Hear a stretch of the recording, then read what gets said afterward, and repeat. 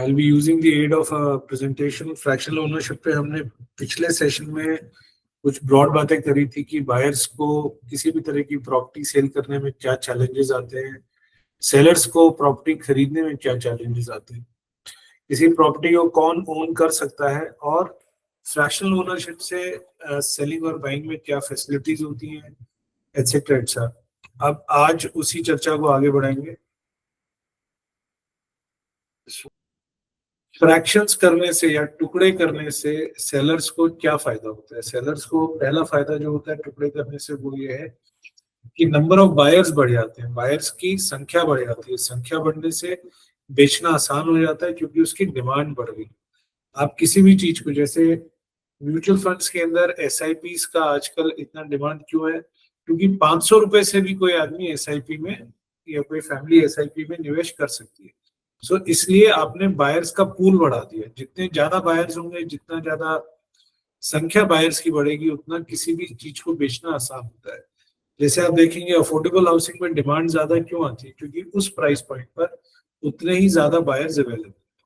तो फ्रैक्शंस करने से, किसी भी प्रॉपर्टी के टुकड़े करने से, बेचे जाने लायक टुकड़े करने से, उसमें बायर्स बढ़ जाते हैं जिससे कि बेचना आसान हो जाता है। दूसरा, बेचना जल्दी जल्दी बेचने के अंदर भी एक एक इसके अंदर फायदा होता है, क्योंकि जब डिमांड बढ़ती है तो ज्यादा लोग होते हैं, तो बायर जो सेलर है वो अपनी प्रॉपर्टी को जल्दी बेच पाता है। तीसरा, अगर उसने फ्रैक्शन किया, मान लीजिए एक सेलर के पास में 100 करोड़ की प्रॉपर्टी थी, तो 100 करोड़ खरीदने वाले लोग कम है।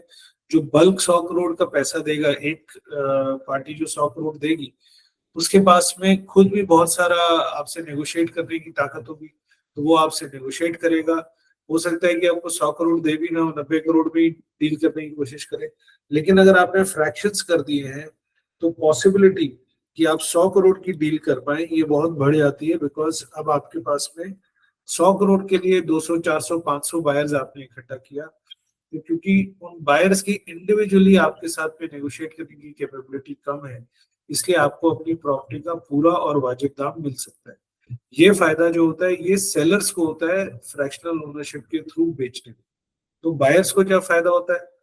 बायर्स को फायदा होता है कि जो बजट का कंस्ट्रेंट था कि मेरे पास पैसा तो 85 लाख रुपए है और प्रॉपर्टी में कमर्शियल प्रॉपर्टी खरीदना चाहता हूँ जिसमें अच्छा मेरे को रेंटल यील्ड आता हो, 6-7-8% का साल का मेरे को जिसके अंदर रिटर्न मिलता हो, तो वो बजट का कंस्ट्रेंट खत्म हो जाता है। मैं 50 लाख में भी एक अच्छी क्वालिटी का ए ग्रेड एसेट खरीद सकता हूँ, जिससे कि मेरा पैसा, मेरा निवेश सुरक्षित भी रहेगा और मुझे उससे अच्छी आमदनी भी होगी। Better quality assets. आज अगर मैं एक 50 लाख की दुकान खरीदता हूँ तो मेरा टेनेंट जो होगा वो भी इसी साइज एंड स्केल का होगा जो 50 लाख की दुकान का किराया देकर के अपना व्यापार कर रहा होगा। जैसे कि मान लीजिए कोई लोकल ग्रोसरी शॉप का ओनर हो सकता है, कोई मेडिकल शॉप की दुकान हो सकती है, कोई छोटा सलून हो सकता है। सो इस सब के अंदर जो इस लेवल का जो टेनेंट रहेगा वो आपकी दुकान को वेकेट करने का या आपको उसके अंदर रेंट नहीं देने का रिस्क हाई रहता है, बिकॉज उसका क्वालिटी ऑफ टेनेंट कमजोर है। लेकिन मान लीजिए 100 करोड़ की बिल्डिंग है जिसका साल का 7 करोड़ का किराया है, तो 7 करोड़ का किराया इसी तरह की कोई कंपनी दे सकती है जिसके पास में 7 करोड़ का किराया देने की हिम्मत होगी, जिसके पास में 7 करोड़ का किराया देने का कैश फ्लोज होंगे। सो लेट्स से आपने कोई गोडाउन किसी को फ्रैक्शनल ओनरशिप में बेचा और उस गोडाउन के अंदर जो टेनेंट है वो अमेजोन है या फ्लिपकार्ट है या डिलीवरी है, उस तरह के लेवल की कंपनियां जो है जब उनके अंदर फैसले लेती हैं कि वो यहाँ पर अपना एक वेयर हाउस बनाएंगे, तो वो डिसीजंस भी बहुत उनके हेडक्वार्टर लेवल्स पर होते हैं। वो उसमें इतना रेंट देने से पहले अपने और ज्यादा डिस्कशंस एंड डेलिब्रेशंस इंटरनली करते हैं, क्योंकि वहाँ उनको उतने लोगों का स्टाफिंग भी करना है, वो उनके बिजनेस का एक हिस्सा है। सो एज अ रिजल्ट जब आप कोई बड़ी प्रॉपर्टी खरीदते हैं तो आपका टेनेंट की क्वालिटी इंप्रूव हो जाती है, जिससे कि आपके रेंटल यील्ड्स, आपके स्टेबिलिटी ऑफ रेंट, ये सब बढ़ जाता है। आपने अगर गोल्फ कोर्स रोड के ऊपर या एमजी रोड पर 25,000 स्क्वायर फुट फ्लोर प्लेट का एक प्रॉपर्टी खरीद के उसका फ्रैक्शन बनाया, तो 25,000 स्क्वायर फुट जो टेनेंट होगा, जो 25,000 स्क्वायर फीट की प्रॉपर्टी ले रहा है, उसका व्यापार इस तरह का होगा कि वो 25,000 स्क्वायर फीट की रेंट दे सके। तो वहां पर 9 साल 15 साल की लॉन्ग टर्म लीजेस मिल जाती हैं, और आपके आपके बायर को उस तरह की स्टेबिलिटी और रेंटल रिटर्न की एश्योरेंस मिल जाती है। जब इस तरह की प्रॉपर्टी 9 से 15 साल तक लगातार टेनेंसी में रहती है, तो वहां पर और भी इकोनॉमिक ग्रोथ होती है, जिसकी वजह से प्रॉपर्टी का दाम बढ़ जाता है।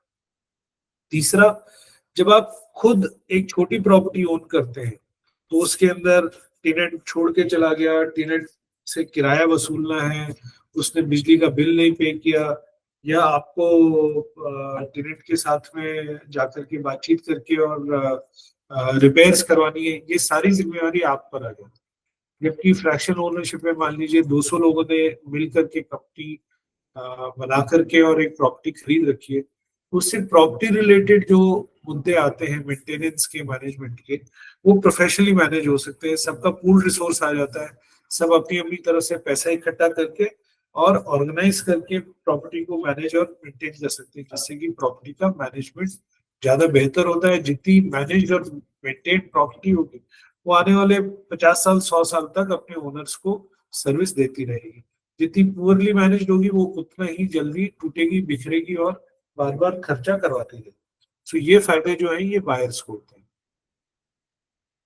अब जब हमने स्ट्रेटा वाले जनाब आए थे, उन्होंने हमको एक शब्द दिया, special purpose vehicle, SPV. What is SPV? SPV का मतलब ये है, किसी भी तरह की एक कानूनी ऑर्गेनाइजेशन या अकाउंटिंग एंट्री बनाना जो आपके लिए कागज पे एग्जिस्ट करती है, जिसका एक प्री डिसाइडेड काम है, जिसका एक फिक्स्ड काम है।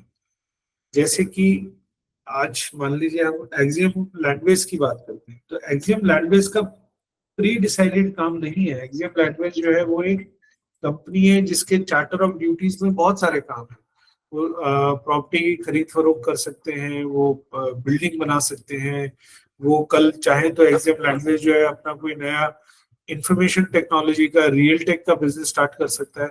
ये सब उसके मेमोरेंडम ऑफ अंडरस्टैंडिंग में लिखा जाता है। लेकिन एक्सियम मान लीजिए आज एक फ्रैक्शनल ओनरशिप के लिए कंपनी बनाता है, जिसका नाम देते हैं axiom fractional ownership private limited, और उसके मेमोरेंडम ऑफ अंडरस्टैंडिंग और आर्टिकल्स ऑफ एसोसिएशन में क्लियरली लिखा जाता है कि ये कंपनी सिर्फ एक ही काम करेगी, जो है कि गोल्फ कोर्स रोड के ऊपर एमआर के अंदर सेक्टर 65 एमआर डिजिटल ग्रीन्स में बिल्डिंग नंबर 10 में शॉप ऑफिस नंबर 5A को ओन करेगी, जिसका साइज 10,000 स्क्वायर फीट है। तो ये स्पेशल, मतलब एक विशेष काम के लिए बनाई हुई व्हीकल, या व्हीकल गाड़ी वाला व्हीकल नहीं, जिससे कोई काम। So this is what becomes a SPV, जो एक पर्टिकुलर काम के लिए आपने एक अकाउंटिंग लीगल एंटिटी बनाई, उसे एसपीवी कहती है। और ये एसपीवी जो है, ये किस किस तरह की हो सकती है, और इस एसपीवी से फिर जो ओनर्स हैं इस एसपीवी के, वो उस प्रॉपर्टी को खरीद के उसको डिवाइड करते हैं और फ्रैक्शनल ओनर्स बनते हैं। एसपीवी तो प्रॉपर्टी कौन ओन करता है फ्रैक्शनल ओनरशिप में? वो एसपीवी करती है, जिसको ओनर्स पहले बनाते हैं कि हम इस एसपीवी के माध्यम से जाकर के और प्रॉपर्टी खरीदेंगे। एसपीवी किस किस तरह की हो सकती है फ्रैक्शनल ओनरशिप में? एसपीवी के तीन तो कम से कम है, ज्यादा भी हो सकते हैं। एसपीवी जो है वो प्राइवेट लिमिटेड की तरह की बनाई जा सकती है। एसपीवी लिमिटेड लायबिलिटी पार्टनरशिप बन सकती है। एसपीवी एक पब्लिक लिमिटेड कंपनी बनाई जा सकती है। पब्लिक लिमिटेड कंपनी और लिस्टेड कंपनीज में फर्क होता है। कोई भी कंपनी पब्लिक लिमिटेड कंपनी हो सकती है अगर वो भारत सरकार के द्वारा एस्टैब्लिश्ड मानकों को पूरा करे, और उस कंपनी को जब आप सेबी की रेगुलेशंस को पूरा करके स्टॉक एक्सचेंज पर लेके जाते हैं, तो उसको लिस्टेड कंपनी बोलते हैं।